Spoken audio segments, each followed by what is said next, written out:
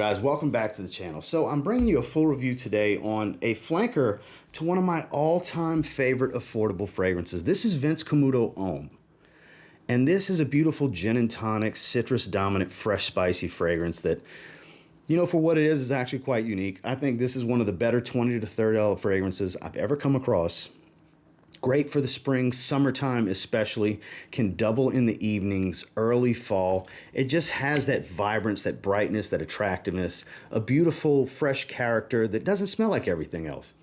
It really is good. Well, they built upon that with a flanker called Vince Camuto Homme Intenso, and it does maintain some of the scent profile here. It does indeed smell like a more intensified take on Vince Camuto Homme while adding some nuance and some different elements to the profile that make it the same but different.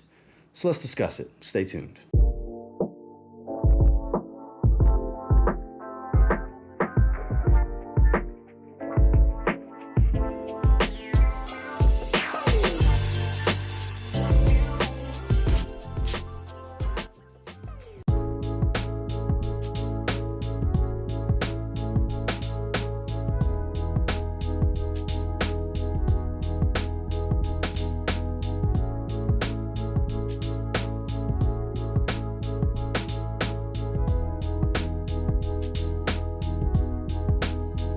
So I have the notes on screen for you guys, but I'm going to keep it very simple. You do get that crisp gin and tonic water smell from this, but not as strongly. It's not as fresh, as watery. Here you get a lot more green. It's kind of got a roundness, a fullness to the sweetness here. There's a slight fruity, sweet tone.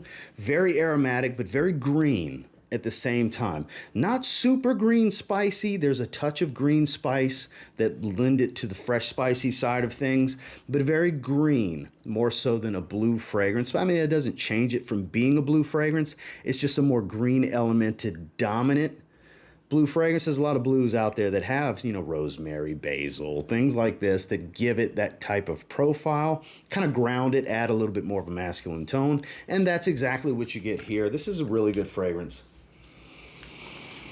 I do quite enjoy it. Now, look, it's not reinventing the wheel. It is a familiar, kind of more generic profile, I think a lot would say. But honestly, if you like this becomes a must because there isn't super high-level redundance here.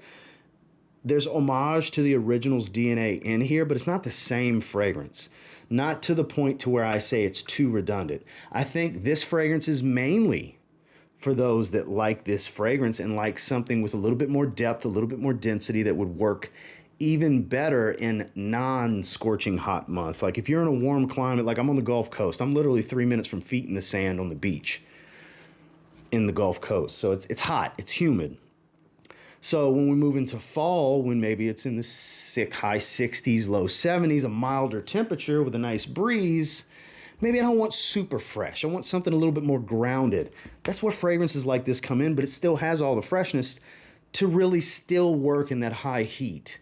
So that's where I think this comes in. I think it's a great option for those that are looking to, maybe add a cheapie that you just want to try something different if you don't have the original. You're adding it to a cart to reach a certain dollar amount or number of fragrances to hit a free shipping mark if you're doing a fragrance haul, stuff like that. Or if you come across it at a rack store, it's a decent blind buy pickup. I don't know how easy it would be to sample it. Certain department stores carry Vince Camuto fragrances. Get out and sample it if they have them available. But you could do a lot worse. It's a pretty safe fragrance overall as long as you like tonic water, citrus, fresh green elements, nice aromatics that don't make it too soapy.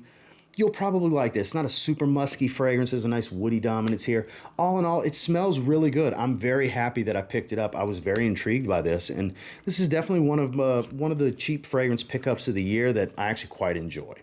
Now, as far as performance, nothing crazy. I would call it every bit of a 6 or 7 hour fragrance. We're going to call this one the 6 to 8 hour range. It's kind of what I get from this one. I get a little less out of this. I've always gotten around 5 or 6 hours out of this.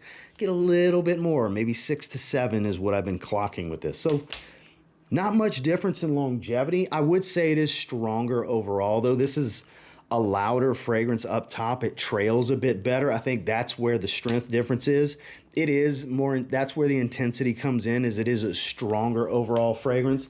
The longevity is not wildly greater, but the projection is heavier. I would call it in that hour to hour and a half range, but it's kind of beyond arm's reach. I would call it moderate to heavy in the first hour to hour and a half, and then it becomes moderate to mild in the sillage, which is kind of what and what here. It is a little bit stronger as it gets close to the skin than the original, but not big night and day crazy difference. So I would call it moderate to mild sillage following. So overall, average to slightly above average performance across the board.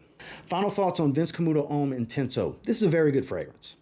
Now, before I give it a rating, would I pick it over the original? Because somebody's going to ask. No.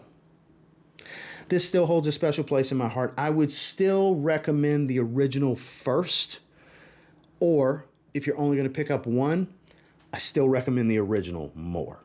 The crispness, the way the gin and tonic water accord comes across here, I'm just a sucker for that kind of stuff. It provides a different level of crisp, bright freshness that's not found in every fresh fragrance.